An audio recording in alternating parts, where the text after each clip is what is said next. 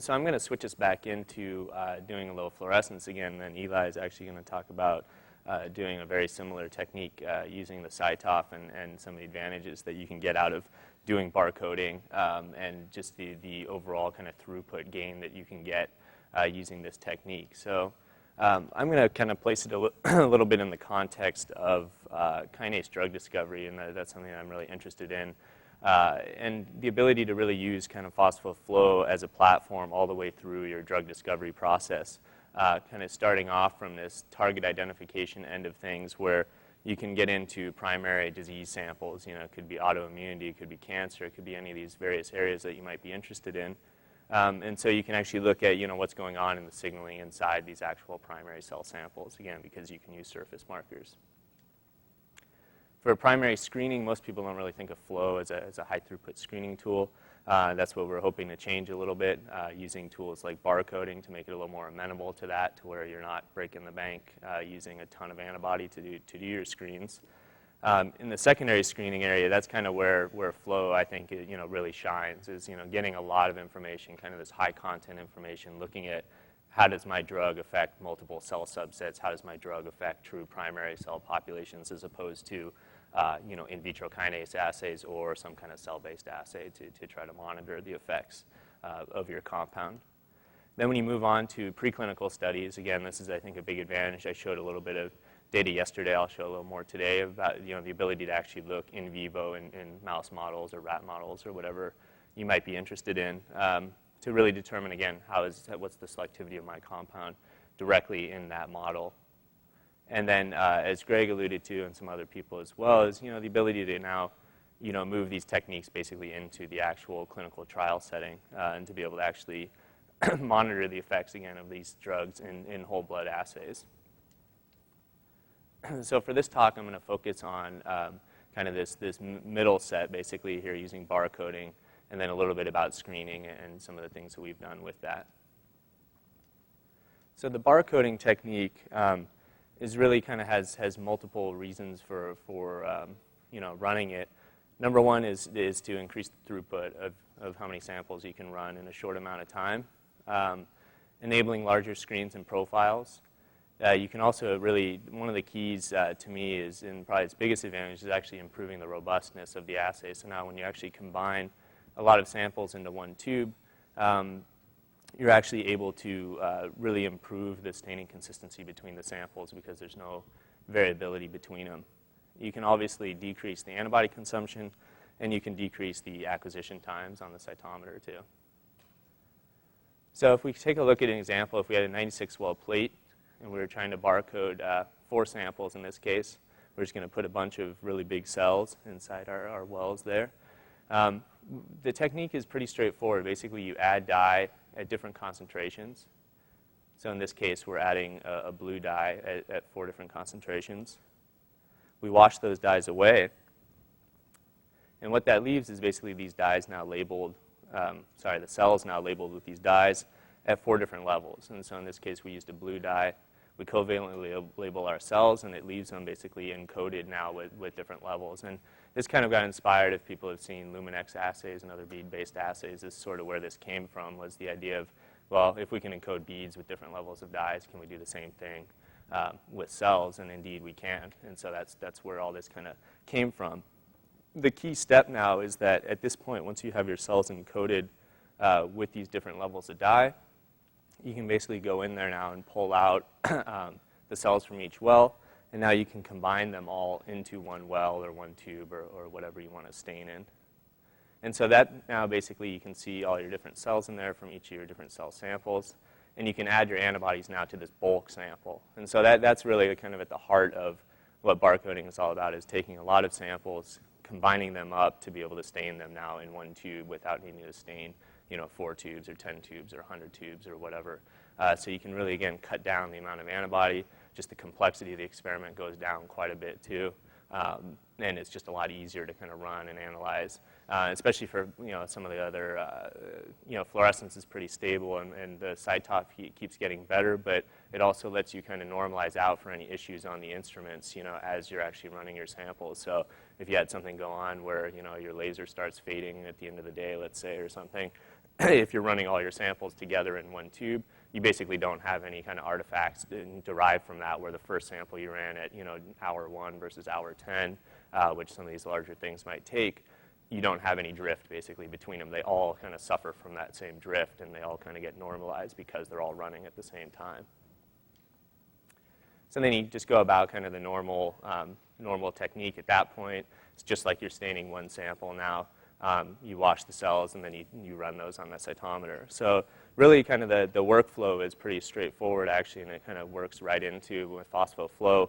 We tend to do this technique. There's kind of multiple spots, but most of the time either in the methanol, or you can do a methanol kind of combination with PBS, to where you don't actually have to add really any steps into your protocol. So once you put the cells into perm, you can basically add some dye into that perm reagent, the methanol, and then you just wash your samples, and you have to combine them as opposed to just staining them at that point. So there's basically not really any extra steps other than the combination. And the combination is a little bit of work, but it's not too bad when you figure things out.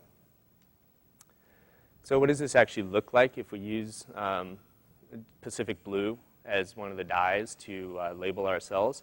Basically, you can see these are 4 different samples that we labeled, just like I diagrammed there, 4 different wells that were labeled with 4 different concentrations of Pacific Blue. We then combined those into one tube, and we ran those on the cytometer. And so you can see the 4 peaks basically representing your 4 original samples that you had in that group. And so you can label at least 4 with one marker. But again, flow obviously is multi-parameter. So can we do more markers? And indeed we can. We can switch in dyes like Alexa 48, Alexa 700, Alexa 750. And you can see the same kind of concept. You can see 4 populations, again, for each of the 4 samples. So we can label at least 4 samples on 4 different channels. Obviously, we want to see, there's still a little bit of space in there, so can we pack in a few more populations? And indeed, you can. So you can actually cram a few more in there and do actually 6-level staining. So here, again, using Pacific Blue, you can actually encode 6 different samples now, basically, with 6 different intensities of the Pacific Blue. And then if you combine that with another dye, the Alexa 48, again, at 6 different concentrations, what you can actually generate is basically a 6x6 plot of your actual original samples. So in this case, what we did was literally take 36 different samples. Each sample got a different combination of the fluorescent dyes at different intensities, and here's the resulting plot basically on those 2 parameters, where now you can see the 36 individual populations that made up these 36 original wells. And so what you do is basically when you analyze it, you can analyze it a couple ways, but typically we actually just gate on each of the populations. You then look at the phosphoprotein or the surface marker or whatever you're interested in, and you analyze those subsequently. So it basically adds a little bit of a step to the analysis, but the time and the speed and the antibody gains that you get out of it are well worth kind of the extra 5 minutes that you got to gate on those populations basically. The data comes out super clean too, because again, all of these samples now are being stained, in one tube, so you don't have any variability between the tubes of how much antibody do I have in there. I think that's always kind of a common problem in flow in general, is just when you have 20 tubes or something and you're adding things manually into each of those tubes, you do get a little bit of wobble, and everybody has seen it that's run a flow cytometer. The surface markers go up, go down just a little bit, and yeah, you gate it and you're pretty generous, but you don't want to have that kind of variability when you're doing phospho stains where you're being quantitative and you really want to get those numbers out of it. So when you do this, you basically get things here looking at like stat 1, where we just did an unstim and stim kind of checkerboard pattern. You can see it's extremely sharp. Those peaks will basically line up. People that do any kind of drug discovery, the Z prime numbers are kind of through the roof for these kinds of things because, again, there's pretty much no variability in that whole staining and running and acquisition step, which is typically kind of a large source of the variability. So just to take a look at it sort of in a two-dimensional way, where in this case we took the Pacific Blue and we labeled 6 different samples. The samples were either stimulated with some cytokines or not stimulated on the right side, and then treated with a few different drugs. And so the idea here was just to kind of demonstrate the ability to find specific inhibitors out of the batch, and just that the barcoding is specific as well. So you can see the unstimulated sample on the right side is basically your control sample. And then you have the stimulated one here on the left with no drug, so that's your positive control. Then you can see your drugs that basically did nothing to that, the MEK inhibitor and the PI3 kinase inhibitor. And then you have a little bit of this JAK3 inhibitor, WHI, and this JAK1 inhibitor, which is basically a pan-JAK inhibitor. You can see those inhibit it nicely, and you see kind of the expected pattern. One of the good things about this is that now you actually have negative controls and positive controls built into one tube. And again, that's a huge advantage too when you're trying to kind of normalize your data or trying to see, is this data good from this particular tube. You don't just worry that, there's a chance that this tube got no antibody. That's just not possible. So that happened because you have those all mixed in and the positive control stained well. So that's something that just eliminates kind of that whole source of, is that well just a whiff or something like that. That's pretty common in general in kind of any kind of drug discovery where, a lot of times maybe only half of your hits or something reproduce actually typically in high throughput screens because there are a lot of experimental errors, and this is just one way to reduce that down. And the other neat thing too is that you can do things like this where you can actually do kind of a dose response directly on your FACS plot, which is just, I think, just looks really cool, where you can do your positive control stim, and then you can actually titrate in the drug. You can have your negative control, and so you can actually see kind of your IC50 curve right there on the FACS plot as you're actually running on the instrument. So that's really neat to be able to see that, and it makes sitting on the cytometer a little more exciting too. So I got to give a plug for that. There's a little more data there. So by the time you're done running the sample, you're still kind of looking at data on the screen, and it's not just you put it on and wait 5 minutes because it takes you 5 seconds to look at it. It takes you a little longer to kind of drill around and look at the data. So definitely makes it a little more interesting. So we wanted to kind of push this too to be able to do 96 well plates, and Eli is going to show how this has been done on the CyTOF as well. So this is obviously a nice kind of throughput advantage where now again you're barcoding a whole plate now into one tube, and so you're basically reducing kind of the amount of reagents that you need by nearly 100-fold, maybe not exactly 100-fold, but pretty much. And so that's a huge savings. Now you can kind of do things that you wouldn't maybe do otherwise because you don't really want to stain 96 wells to just sort of do a test experiment for something. So the way that we did this was basically encode each of the 4 quadrants in our plate with the one dye, the Alexa 700. So you can see each of those has one color.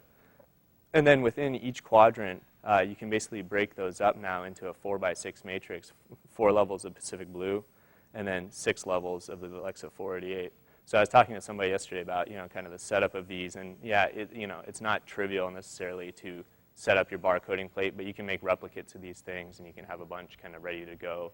And so it's not that bad once you kind of validate one, then you have a bunch sitting in the freezer, and you can pull those out and use them as needed.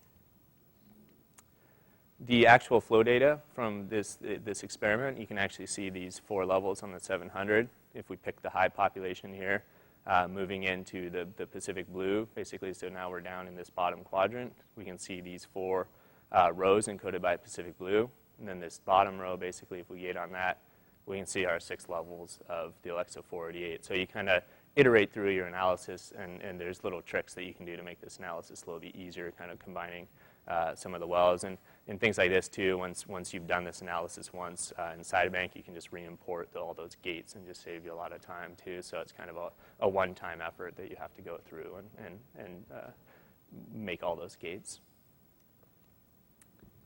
So we use this in a little selectivity screen, and again, Eli is going to talk a little bit more about a kind of an even bigger level of determining the selectivity, so I think this is a good lead-up.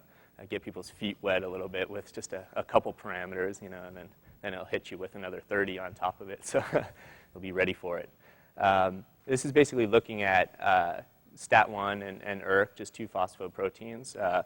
And what we did in this plate was basically set up negative controls on the left side, positive controls on the right side. So here you can see uninduced samples that are low for both ERK and STAT1 here on the Y and the X. And then you look at the stim control, basically moves you up into that top quadrant. So we threw in 2 stims to induce both of these. And then you can look at the specific inhibitors. So JAK inhibitor 1, again, that pan, you can see reduces down the level of STAT, and you can see the UO126 reducing down the level of ERK, so that's a MEK inhibitor, reducing the ERK level. And you can actually see some of the compounds that we had This is actually a library of kinase inhibitors, kind of known kinase inhibitors, so you expect some activity overall. And so here was one compound, for instance, that actually reduced signaling in both dimensions. This is probably a compound that you wouldn't necessarily want unless you were looking for something that, maybe anti-cancer that's kind of just going to kill your cells, which is definitely a trend these days too, to get kind of non-specific kinase inhibitors. But then you can also see ones that are selective. So there's compound PP2 that basically knocked down the ERK phosphorylation without knocking down the STAT1 phosphorylation.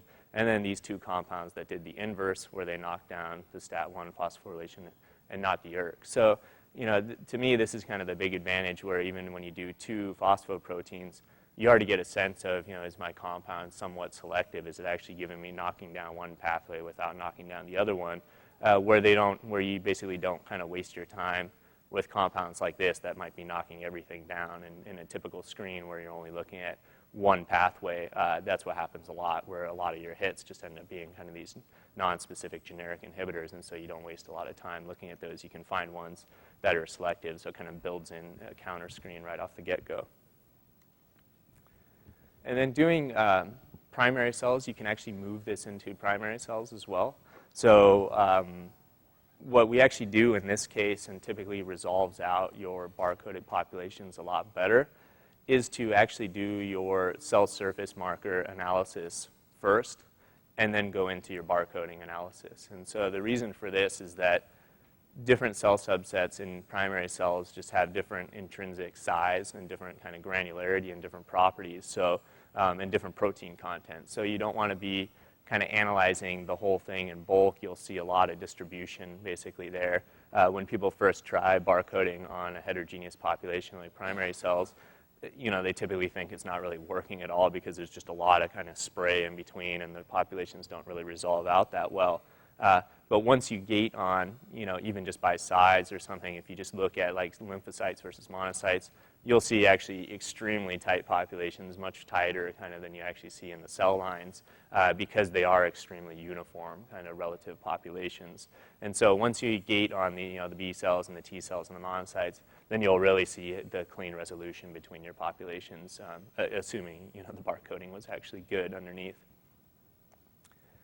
So what you can do with that, again, is kind of these experiments that I would say, typically maybe you wouldn't want to do because this is something you might be interested in, but again, do I really want to stain, a ton of samples, and do I want to put 96 wells worth of surface markers and phosphoantibodies in there? So this is one where we did basically a 96 well plate, and we did a dose time course of interferon gamma, and just going over different time points and different doses here left to right. The yellow indicates your largest fold change, and black is basically no change. And so this was, one tube, and at the end of the day, we had 96 samples. We combined them into one tube.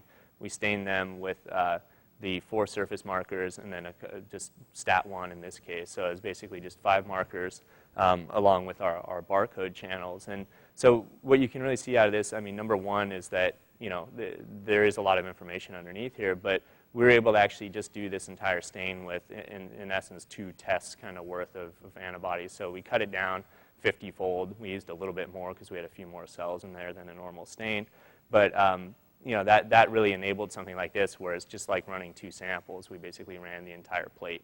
And again, you can get a lot of information from here. You can actually see that these cell subsets all respond at different EC50s. If you actually plot these out, you can see there's actually a large difference between the cell subsets and how much interferon gamma you need to induce them. The time courses are pretty similar overall, but you can actually see the monocytes are just a hair slower, kind of with the peak at 30 minutes instead of about 15 minutes for some of the other cell subsets. So again, these are experiments that can be really important for kind of optimizing your assay, and using the barcoding is a great way to get that information, again, without using a ton of reagents that might slow you down otherwise. And so to move a little bit too now into kind of what we did and doing some of this kind of secondary screening and preclinical work using the barcoding, and also just doing kind of straight screening without barcoding. Talk a little bit about kind of the high content screen of multiplexing the pathways, like I showed a little bit, then also just the in vivo selectivity, and a little bit of what we did using some of the phosphoflow techniques there. So again, just to kind of highlight, the technique really is quantitative, and you can really get, quantitative IC50 curves from this. So this is very similar to what we showed before, unstimulated and stimulated. And again, with specific inhibitors, you can basically move that population in the directions that you would expect. And the important thing here is that, again, if you had an uninduced and induced sample and you did a dose response, basically with a compound here increasing, going downward, you can see and generate really clean and really solid IC50 curves from that that correlate well, again, like I showed yesterday with Westerns and other techniques. So, not only, again, is it qualitative, does my drug do something, but it's quantitative, what's the actual IC50 value of the drug. And so we did a kind of a larger screen and actually did dose response curves for a bunch of compounds. And I just wanted to show a little bit of, I think, one of the nice advantages of doing it with flow and what you can actually get out of it and some of the details. So in this case, we were just showing some of the different pathways that we looked at from IL-4, gamma, IL-10, IL-15, IL-6, and then the different cell subsets that we looked at. So in this case, we looked at, we basically generated this term we called the selectivity factor, which if it's yellow basically means that it was potent in those cell subsets or pathways, and cyan basically indicates not very potent.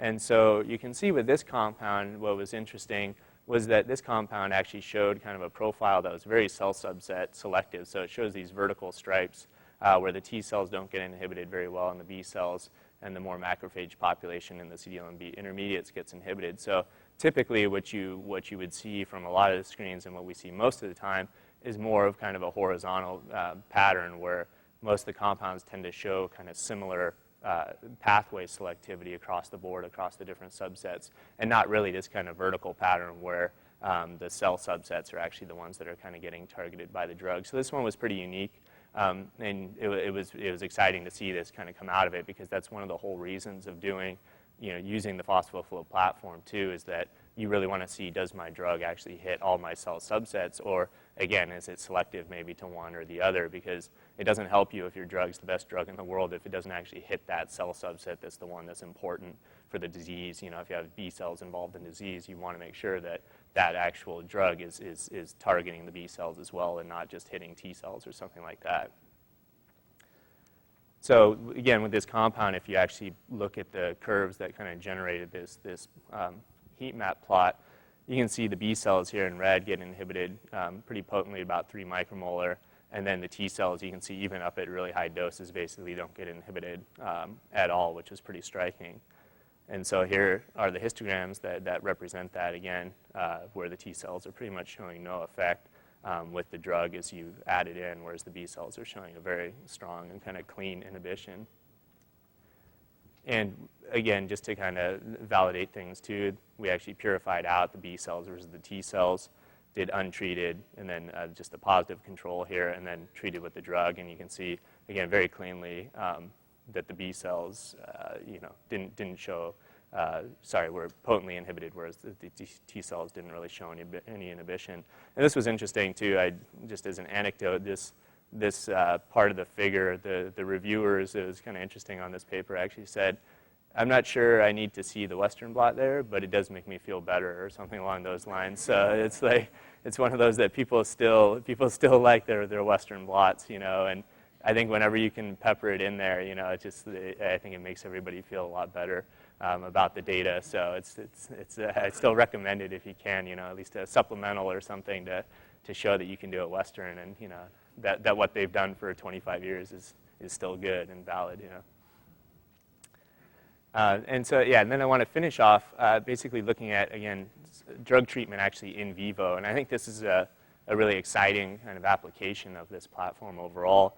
So you can actually do work directly in mice or in other animals to look at the effects of compounds directly. So in this case, we actually used a couple of those compounds that we had found from that initial screen. We injected the mice. Then we actually added the cytokine, just like I showed yesterday, where we actually injected mice directly with the cytokine to induce the signaling of these pathways in these different subsets. And then we harvested out the spleen and the blood, similar to what I was talking about yesterday.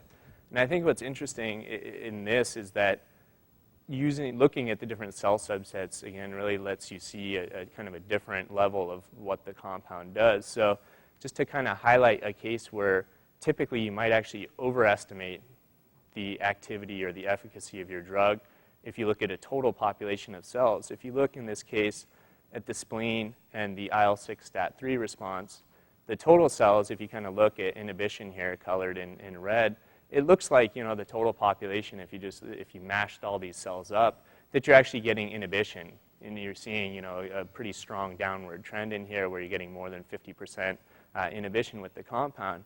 But really, as you split up your cell subsets, you see that that inhibition is basically just all in the B cells, and the other cell subsets actually aren't showing anything. The issue that's happening here is because in the spleen in the mouse, you basically have predominantly B cells. So the B cells are kind of controlling, you know, the overall population dynamics if you just mashed up the entire population and looked at all your cells and analyzed those in bulk. And so I think that that is kind of a really important take-home, you know, too, that a lot of the other techniques that people use that do look at total populations, you know, really can have kind of a gross overestimation of what your compound does if it is somewhat selective to different cell subsets.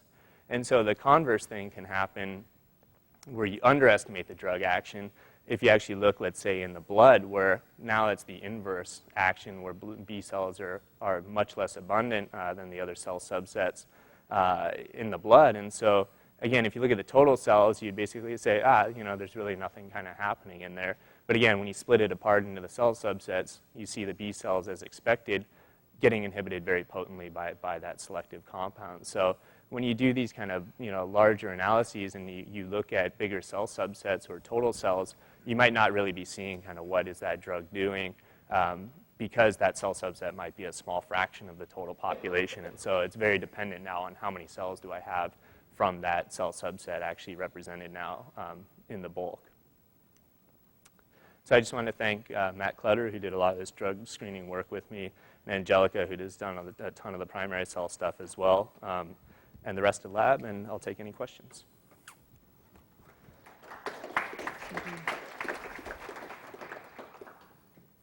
Yeah. Yeah.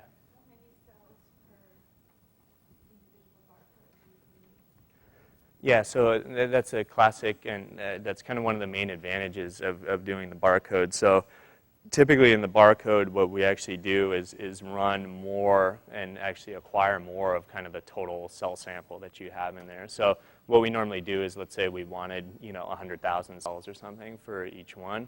It's basically, you know, 96 times 100,000 is how many cells we actually stain in there. And then we basically acquire the entire tube in that case. So that's actually kind of, to me, is one of the biggest advantages, where normally people are kind of used to doing flow where they got 1 million cells in the tube. You know, they stain 1 million, they put it on, and they run 10,000. So you basically just 99% of your sample just went into the garbage at that point. Whereas with the barcode, you basically, you know, you combine it up, let's say, to 1 million cells, and you run all 1 million. And so when you stain that population, you're basically actually acquiring all the events out of there, and you're not kind of wasting any. So the cell number is just purely dependent on how many do I need. You know, if I run a cell line, you know, yeah, maybe I'll take 5,000 times 96 or something. If I run primary cells, I'll want, you know, 100,000 times 96 or whatever. So you basically just adjust for however many cells you need for your particular subset. And so that's also one of the caveats, is that if you're looking at a very rare subset, you know, where it might only be a really small fraction, then the technique isn't as advantageous for you, because if you have to stain, you know, 1 million cells to run 1 million per tube, then it's not going to give you as big of a benefit, you know. So as long as you have stuff that's, you know, 5% of the population or something, where you can run, you know, 50,000 or 100,000 and get out a few thousand events, then it starts to be a problem. It's not really great for doing, you know, stem cells or something like that. So.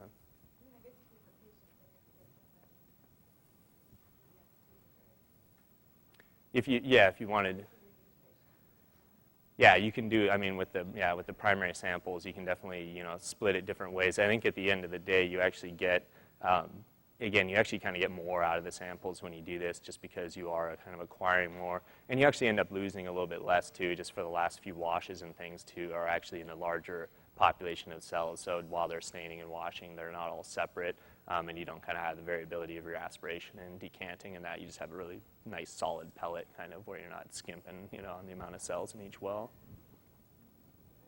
Yeah. So yeah, the dye is basically a mean reactive dye, and so what you can actually label live cells as well, and they'll label just not as efficiently as once you permeabilize the cells. So we typically do the permeabilization and then either in the perm or after the perm. Again, there's kind of just different ways that you can work it. We basically add the dye at that point typically, so that just gives you the best.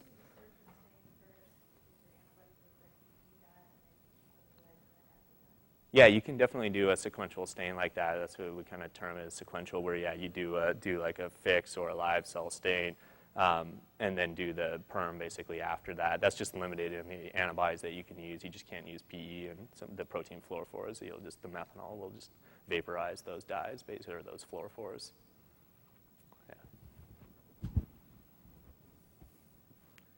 All right, so I think we'll take a break and then we'll start again at 10:30. So we got about half an hour, and feel free to catch any of the speakers to ask them more questions in between.